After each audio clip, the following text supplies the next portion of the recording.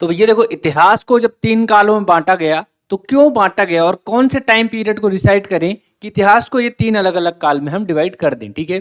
तो प्राचीन काल देखो, कब से प्राचीन काल मतलब कि अत्यंत प्राचीन, जब से पढ़ाया जाता है एकदम इतिहास से, जब से मानव का उदय हुआ, तब से लेके प्राचीन काल मतलब बड़ा लंबा चलता है, ठीक है? आप पाषाण काल पढ़ोगे, पूरा पाषाण काल पढ़ोगे, सारी चीज़ें पढ़ोगे, ठीक है? हड़प्पा सभ्यता, वैदिक सभ्यता, गुप्त काल, मौर्य काल, सारी चीज़ों को इसमें पढ़ोगे। किसमें पढ़ोगे?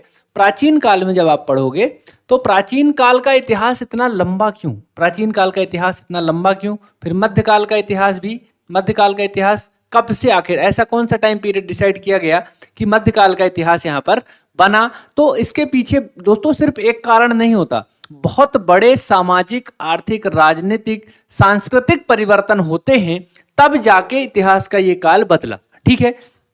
जैसे प्राचीन काल में प्राचीन भारतीय ज्ञान परंपरा, वेद वेदांतों के अनुसार सब कुछ चलता रहा, सब कुछ एक जैसा चलता रहा। बहुत सारे विदेशी आक्रमण भी हुए, शक आए, कुषाण आए, पहलव आए, बहुत सारे लोग आए, सब कुछ होता रहा, लेकिन भारतीय संस्कृति ज्यों की त्यों बनी रही, सब कुछ होता रहा। मध्यकाल क्यों आया दोस्तों? क्यों इतना बड़ा परिवर्तन आया कि अब इसके बाद दूसरा युग शुरू हो गया या दूसरा इतिहास का काल चालू हो गया?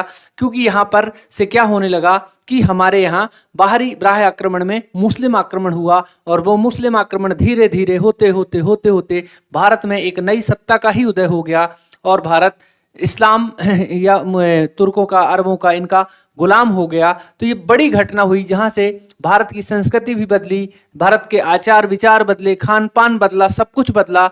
तो मुस्लिमों के आक्रमण से लेकर के जब तक हमारे देश में अंग्रेज नहीं आ जाते, तब तक के काल को क्या कह दिया जाता है? मध्यकाल का इतिहास कहा जाता है। तो बड़ा परिवर्तन फिर यहाँ पर भी होता है, अंग्रेज आते हैं, सारा कुछ बदल जाता है औरंगजेब की मृत्यु के पश्चात से। तो ये एक बड़ा कालखंड जो मध्यकाल का, जो कि दो बड़े प्राचीन काल और आधुनिक काल के बीच का है, जिसमें सारे सामाजिक, आर्थिक, राजनीतिक, सांस्कृतिक परिवर्तन हमको देखने को मिलते हैं। फिर अंग्रेज आते हैं, उसके बाद से मॉडर्नाइजेशन होता है, ठीक है? तो आधुनिकीकरण जिसे कहते हैं, सारी चीजें फिर बदल जाती हैं, सब कुछ फिर से बदलता है, तो ये आधुनिक काल कहा जाता है। तो इतिहास को इसके आधार पर 3 भागों में बांटा गया है कि एक अमूलचूल परिवर्तन आया है, ठीक है? एक एक करके सबको देखेंगे कि प्राचीन भारत के इतिहास में कौन कौन सी चीजें पढ़नी है, कौन कौन सा टाइम पीरियड रहेगा, सब कुछ देखने वाले हैं।